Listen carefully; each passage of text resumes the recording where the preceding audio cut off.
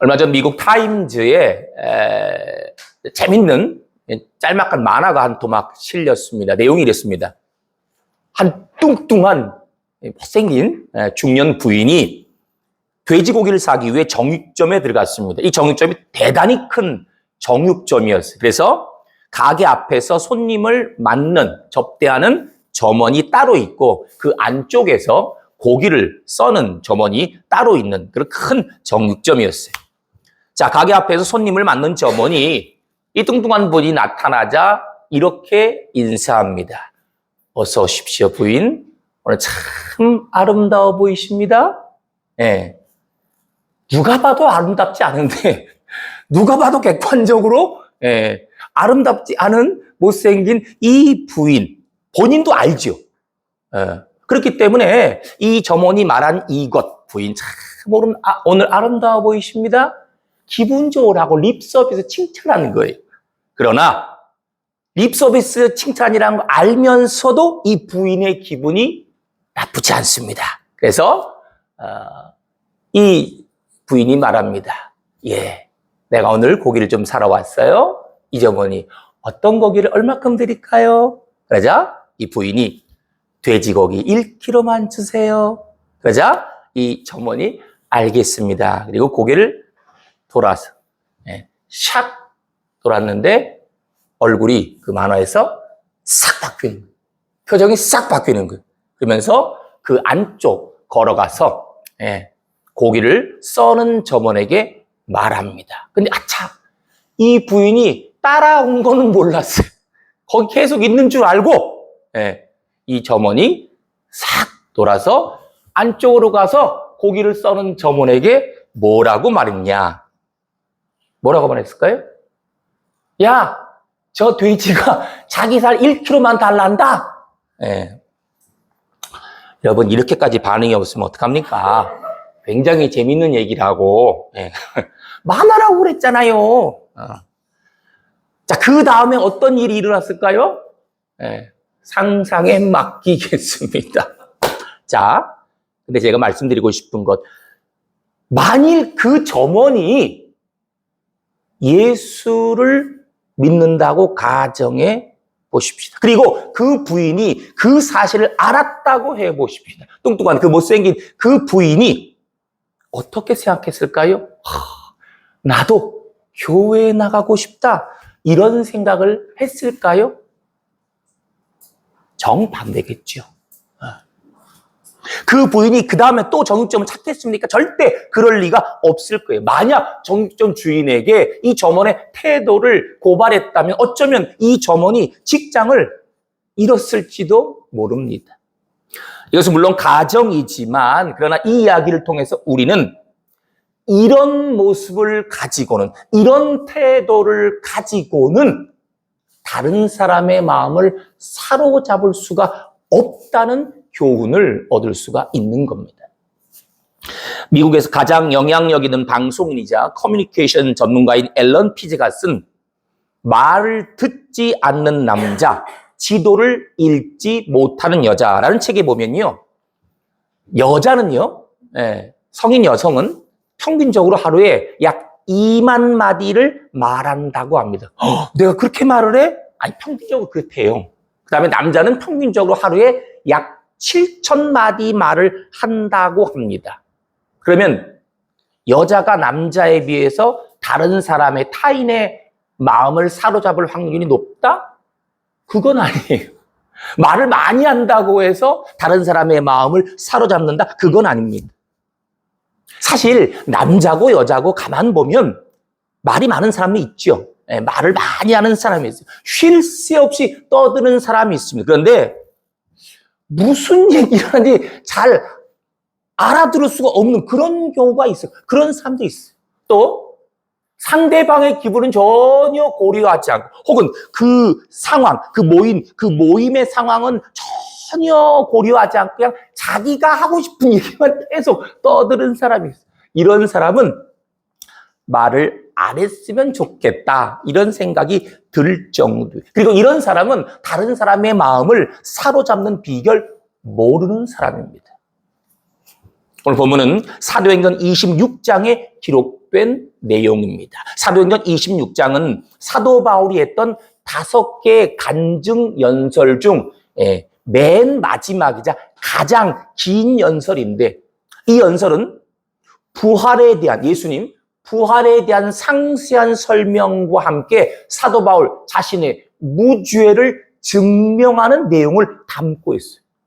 그러니까 사도 바울은 이 사도행전 26장을 통해서 아그리빠 왕과 다른 사람들 앞에서, 많은 사람들 앞에서 자신의 입장을 변호하고 있는 겁니다. 나는 죄가 없다, 나는 무죄다, 이거를 얘기하고 있는 거예요.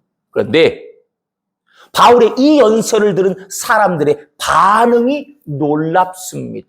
바울의 연설을 들은 사람들의 반응, 아그리빠 왕을 비롯한 사람들의 반응이 어땠느냐? 이랬어요.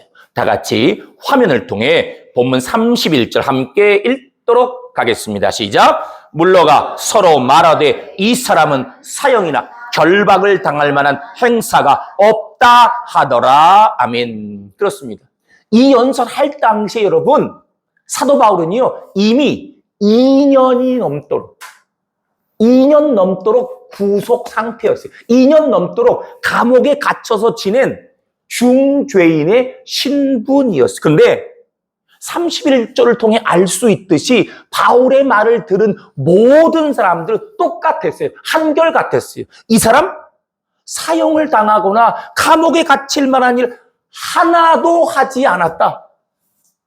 하나도 하지 않았다. 네.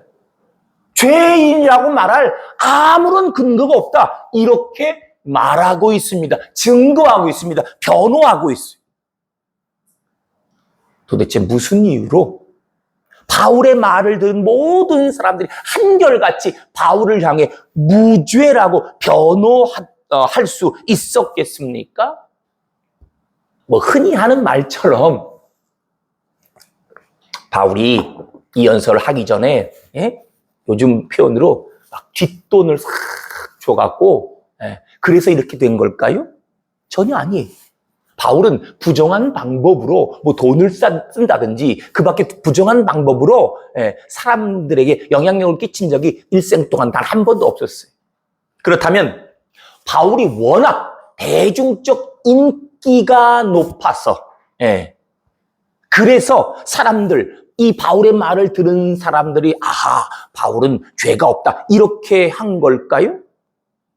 예전에 그 인기 아이돌 그룹, 비슷한 예가 여러 번 있었는데 인기 아이돌 그룹의 잘생긴 멤버 한 명이 남자 아이돌이에요.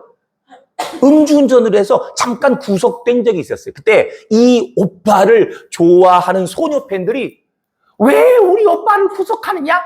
남자가 속상해서 술 한잔 먹고 그럴 수 있지 라면서 서울 강남경찰서에 와 몰려가서 시위를 한 적이 있었습니다. 그러니까 아이돌 멤버 그 오빠를 너무 좋아하다 보니까 이 오빠의 잘못된 행동도 전부 다 그냥 잘한 행동으로 그렇게 인식이 된 거죠.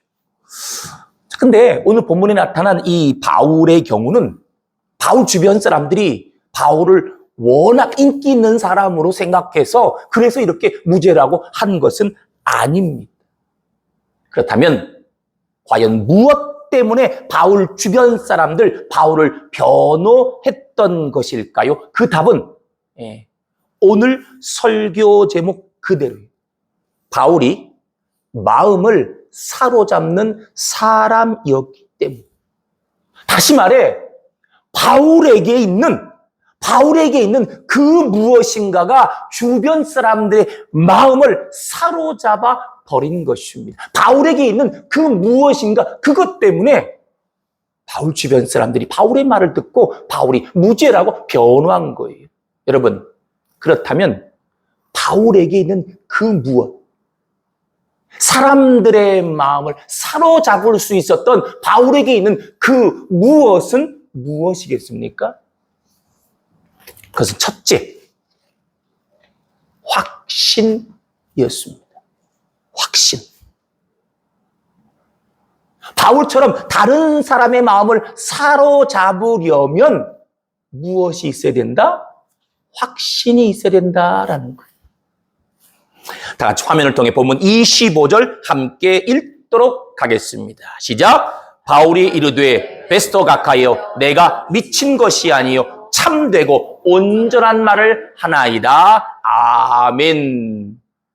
여러분, 바울의 이 말 어떤 뉘앙스인지 느낌이 오십니까? 바울을 향해서 네 미쳤다. 네가 너무 공부를 많이 해서 네가 아는 게 너무 많아서 네가 똑똑해서 지금 미친 말을 하고 있다. 죽은 사람이 살아났다고 말도 안 된다. 네가 말하는 거, 네가 주장하는 거 너가 미쳐서 그래. 라는 말에 대해서 바울은 당당하게 너무나 자신 있게 확신에 차서 얘기합니다. 내가 미친 것이 아니다. 나는 참되고 온전한 말을 하고 있다. 확신에 차서 선포하고 있습니다. 무엇에 대해서 확신했다는 말입니까? 바울이 무엇에 대해서 확신했습니까? 예수님에 대해서, 예수님의 십자가에 대해서, 예수님의 부활에 대해서 흔들림 없는 확신으로 가득 차 있었습니다. 자, 여기서 잠깐 생각해 볼 게 있는데 어떤 분은 짐작을 합니다. 사도 바울. 신약 성경의 절반을 사도 바울이 기록했죠. 셀 수 없이 많은 교회를 개척했죠. 그런 인물이 바울이니까 바울은 대단한 달변가였을 것이다. 바울의 언변이 막 대단했을 것이다. 예. 이렇게 짐작하는 경우가 있는데요. 그렇지 않습니다. 고린도후서 10장 10절을 보면 바울의 대적자들이 바울을 비방하면서 바울은 글은 잘 써. 바울이 쓴 글을 보면 뭐 힘도 있고 괜찮고. 근데 바울은 말은 별로야. 아이고 바울은 영 말이 별로야. 이렇게 비방하는 내용이 나오거든요. 바울의 대적자들이 말한 것이기 때문이 아니라 실제로 바울의 언변은 대단치 못했어요. 말을 잘 못하는 사람이었어요. 바울만 그랬던 것은 아닙니다. 구약에 나타난 가장 위대한 인물, 이스라엘의 위대한 지도자 모세도 말을 잘 못하는 사람이었습니다. 어느 정도로 말을 잘 못했냐면 말을 잘 못하는 것이 그 200만 넘는 그 수많은 이스라엘 백성들을 좌우하면서 이끄는 그 위대한 지도자 모세가 말을 너무 못해서 그 말을 못하는 것이 자신에게 있어서 열등감으로 자리 잡을 정도로 말을 잘 못했어요. 모세만 그랬느냐? 아니죠. 언변이 부족하기는 그 위대한 선지자 예레미야도 마찬가지였어요. 하나님께서 예레미야 선지자에게 말씀하십니다. 내가 너를 열방의 선지자로 세웠다. 그러자 예레미야가 이렇게 대답합니다. 다 같이 화면을 통해 예레미야 1장 6절 함께 읽도록 하겠습니다. 시작. 내가 이르되 슬프도소이다. 주 여호와여 보소서. 나는 아이라 말할 줄을 알지 못하나이다. 여러분, 나는 아이라 말할 줄 알지 못하나이다. 이게 여러분 겸손한 표현이라고 생각하시면 안 됩니다. 겸손한 표현이 아니 진짜 실제 팩트예요. 아이라 말할 줄을 알지 못한다.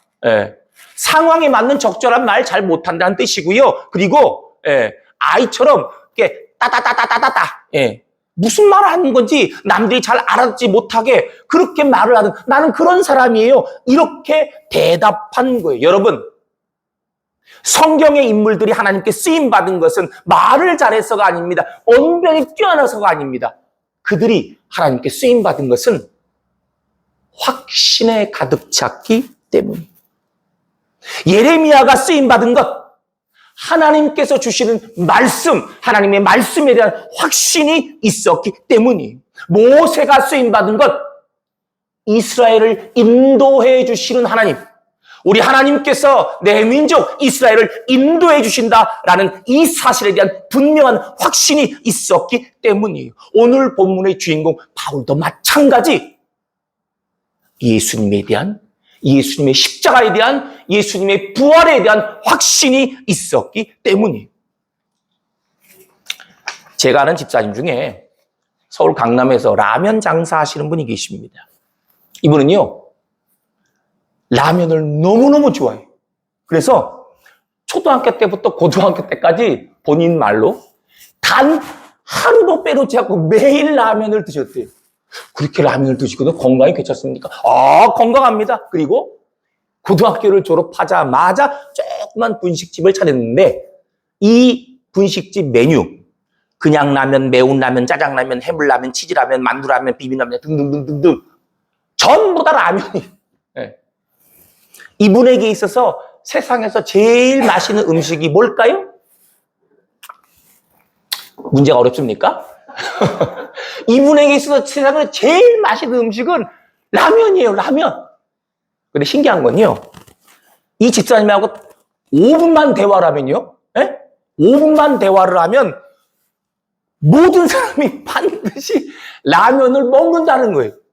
저도 이분하고 대화하다 보면 나도 모르게 맞아, 세상에서 제일 맛있는 음식은 라면이야, 이런 생각이 들어요. 여러분, 복음을 전하는 가장 중요한 비결 보겠어요? 내가 복음을 경험하는 거. 내가 경험하고 내가 확신한 거. 내가 경험하고 내가 확신해야, 그래야 다른 사람에게 전할 수 있는 겁니다. 내가 먼저 확신을 가져야, 그래야 다른 사람도 확신을 가질 수 있는 겁니다. 예수님에 대해서, 영생에 대해서, 천국에 대해서, 교회에 대해서 내가 먼저 확신하고 있어야, 그래야 다른 사람에게도 내 확신을 전달할 수 있는 겁니다. 내가 먼저 교회에 나오는 것이 좋아야, 그래야 다른 사람에게도, 전도 제3자에게도 교회에 나오는 것이 좋다라고 자신 있게 말할 수 있는 거예요. 사실 바울은요, 대단히 지성적이고 이성적인 사람이었어요. 사도행전 22장 3절을 보면 바울에 대해서 이렇게 기록하고 있어요. 길리기아 다소에서 태어나 자랐고 가말리엘의 문화에서 공부했다. 이게 무슨 말이냐? 요즘으로 바꾸면 부자 동네인 서울 강남에서 태어나서 자랐고 수많은 교육 혜택 속에 서울대 철학과를 졸업했다. 이렇게 볼 수 있어요. 오늘 본문에 나오는 베스토 말처럼 바울에게는 다른 사람들이 보기에 너무 똑똑해서 미쳤다라고 볼 만큼 정말 많은 학식이 있었습니다. 그러나 바울은 자기가 알고 있는, 배우고 있는 세상 지식을 늘어놓고 있지 않습니다. 내가 배웠는데, 내가 공부했는데 학문적 지식으로 사람들에게 다가가고 있지 않습니다. 바울은 자신이 경험한 거에 대해서 설명하고 있습니다. 내가 경험한 예수, 내가 만난 예수, 자신의 확신에 찬 경험을 이야기하고 있는 것입니다. 이렇게 여러분, 자신이 경험한, 자신이 확신에 찬 그 경험을 말했을 때 어떤 일이 일어났습니까? 여러분, 오늘 바울이 자신을 변호하는 그 자리에는 아까 말씀드린 것처럼 유대의 왕이 있었고요. 그리고 로마의 총독이 있었습니다. 바울을 죽이지 못해 안달난 사람들이 그 자리에 포진해 있었어요. 그런데 바울을 죽이지 못해서 안달난 그 많은 사람들 중에 바울이 자신이 경험한 것을 확신에 차서 이야기했을 때 그 이야기를 듣고 단 한 사람도 거기에 대해서 항변하지 못했어요. 한 사람도 바울의 말에 대해서 토를 달지 못했어요. 바울을 죽이려던 사람들이 오히려 바울에 대해 변호를 하는, 믿을 수 없는 일이 일어났던 것입니다. 저희 모교회를 섬기시던 장로님 한 분의 이야기입니다. 이분은 평생 초등학교 교사로서 어린 학생들을 가르치는 일로 일생을 보내셨어요. 그런데 이 장로님이 정년을 3년 앞두고 그만 불명예 퇴직을 당할 뻔한 일이 있었습니다. 무슨 일이냐면 이 장로님은 이제 점심시간이 되면 학생들이 이제 급식실로 가기 전에 언제나 한결같이 언제나 짧은 성경 구절을 몇 구절 읽어주시고 그리고 본인이 대표로 식사기도, 감사기도를 하고 그리고 이제 급식실로 학생들을 이제 보냈어요. 근데 그러자 학부모 가운데 특정 종교를 아이들에게 강요하는 것은 잘못된 거다. 옳지 않은 처사다. 그러면서 이 장로님을 교육청에다가 고발을 했어요. 결국 이 장로님은 교육청 관계자와 학부모 대표들이 모인 자리에서 청문회 형식으로 심판 아닌 심판을 받게 됐습니다. 자신을 향해서 쏟아지는 수많은 공격을 받는 그 자리에서 이 장로님 이렇게 대답을 하셨습니다. 나는 내가 가르치는 아이들이 건강하고 올바르게 자라나기를 바라고 있습니다. 그리고 아이들이 건강하고 올바로 자라나려면 육적인 양식뿐만 아니라 영적인 양식, 마음의 양식도 섭취해야 하는데 나는 아이들에게 가장 필요한 마음의 양식을 제공했을 뿐입니다. 나는 내가 읽어준 성경 말씀이 아이들을 건강하고 올바르게 자라나게 만드는 가장 좋은 마음의 양식이라고 확신합니다. 확신에 찬 이 장로님의 당당한 모습 앞에 불명예 퇴직을 요구했던 교육청 관계자와 고발했던 학부모들 모두 자신들의 요구를, 고발을 철회했다고 합니다. 교우 여러분, 확신에 가득 찬 사람이 되시기 바랍니다. 어떤 경우에도 흔들림 없는 확신을 여러분 주변 사람들에게 보여주시기 바랍니다. 설교 원고에 따르면 여기서부터 그 다음이 오늘 두 번째 주제인 다른 내용으로 넘어가야 돼요. 오늘 준비한 원고는 첫 번째, 여러분 다 아시겠죠? 확신입니다. 두 번째는 관심이거든요. 근데 오늘 두 번째 준비한 원고를 하지 않겠습니다. 왜 하지 않겠느냐? 며칠 전부터 성령께서 계속해서 주시는 음성이 있었기 때문에 그걸 나누려고 합니다. 그건 뭐냐? 방금 말씀드린 확신, 관심. 근데 이 관심에 대해서 얘기하기 전에 제가 방금 전했죠? 확신. 이 확신에 대해서 확인해라. 계속해서 성령께서 저에게 음성을 주셨어요. 이건 뭐 듣고 넘어가십시오. 여러분 보시기에 어떤지 모르겠지만 사실 제가 어질어질합니다. 왜냐하면 오늘 새벽 6시 반까지 잠이 안 왔어요. 몇 분, 뭐 1시간 남짓 잠깐 잠을 못 잤어요. 왜냐하면 계속해서 창세기 나온 야곱처럼 성령님과 씨름을 했어요. 아이고, 그냥 준비하는 원고인데요. 해야죠. 아니, 그 전에 이것부터 확인해.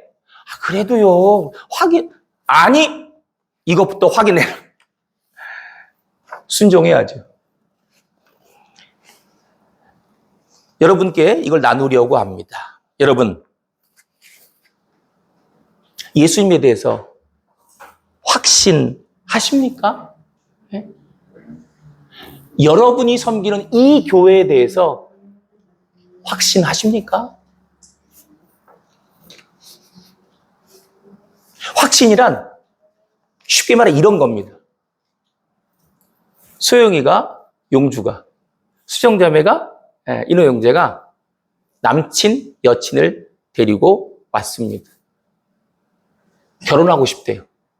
네? 소개합니다. 근데 봐요. 정말 이 사람을 결혼 배우자라고 생각하는 이 사람을 부모님에게 자랑스럽게 소개하느냐. 이게 확신입니다. 물론 그럼에도 불구하고 내 딸을 훔쳐갈 도둑놈 이렇게 볼 수는 있겠지요. 그런데 여러분 생각해 보십시다. 자랑스럽게 소개를 하지 못한다면 결혼을 허락할 수 있을까요? 여러분, 다시 한번 여러분께 묻겠습니다. 여러분, 예수님에 대해서 확신하시고, 그리고 교회에 대해서 확신하신다면, 교회에 대해서, 여러분이 섬기는 교회에 대해서, 여러분이 섬기고 있는 이 교회 건물이 아니라 교회는 사람인 거 아시죠?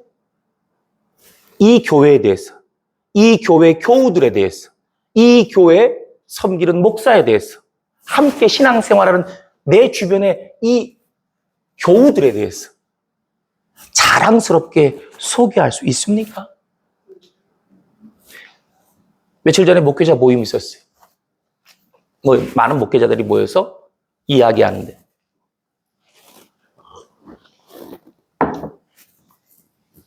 우리 교회를 이제 어느 정도 사정을 아시더라고요. 우리 교회가 이제 개척부터 시작해서 시작부터 이렇게 쭉, 아이고 목사님 작년에 부임하셔서 많이 힘드시죠? 제가 그랬습니다. 저는 우리 교우들이 자랑스럽습니다. 그랬습니다. 왜냐? 그때 얘기한 거 그대로 해드릴게요. 우리 교우들의 용기가 자랑스럽습니다. 기존 교회에서 그냥 가만히 있으면 편하게 신앙생활할 수 있는데, 그 힘든 길을, 그 가시밭길을 알면서도 신앙의 본질을 지키기 위해서 이 교회를 시작한 우리 교우들이 자랑스럽습니다. 더 자랑스러운 것은, 목사끼리 얘기합니다만 시험 드시면 안 돼요.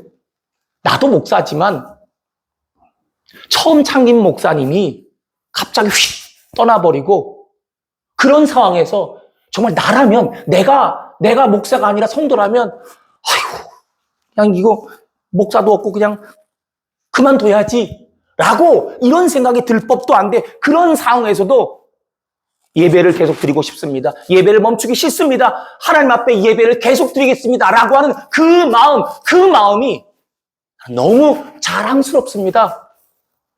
자랑했어요.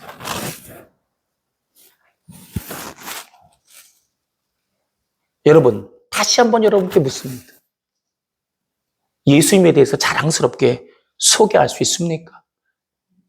우리 주님이 머리 되신 이 교회를 자랑스럽게 소개할 수 있습니까? 이 교우들, 이 목사를 자랑스럽게 소개할 수 있습니까? 목사님에 대해서 뭘 자랑스럽게 소개합니까? 멀리서 보면, 가까이서 보면 별론데, 멀리서 보면 그래도 웬만큼 생겼다. 이런 거 자랑하시든가, 아니면, 다른 교회 목사님들과 달리 우리 교회 목사님은, 박사학위가 3개다. 이런 거 자랑하셔도 됩니다. 그리고 제 신앙 고백 자랑하셔도 됩니다. 저는 저보다 설교 잘하는 목사님들 우리나라에 정말 많죠. 근데 저는 자신합니다. 저보다 열심히 설교 준비하는 사람 없습니다. 교만이 아닙니다. 저는 목숨 걸고 설교 준비합니다. 자랑하셔도 됩니다. 예수님에 대한, 교회에 대한 이 확신이, 자랑스러운 소개가 있을 때 하나님께서 우리에게 주시는 귀한 복들이, 정말 예비된 귀한 복들이 그대로 이루어질 줄로 믿습니다.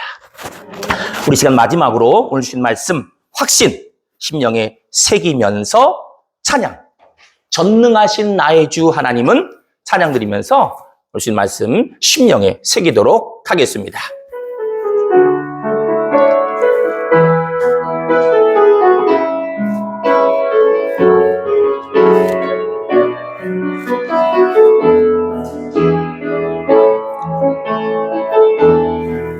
전능하신 나의 주 하나님이 능치 못하실 일 전혀 없네. 우리의 모든 간구도, 우리의 모든 생각도, 우리의 모든 꿈과 모든 소망도 신실하신 나의 주 하나님을 우리의 모든 괴로움 바꿀 수 있네. 불가능한 일 행하시고 죽은 자를 일으키시니 그를 이길 자 아무도 없네. 주의 말씀 의지하여 깊은 곳에 금을 던져 오늘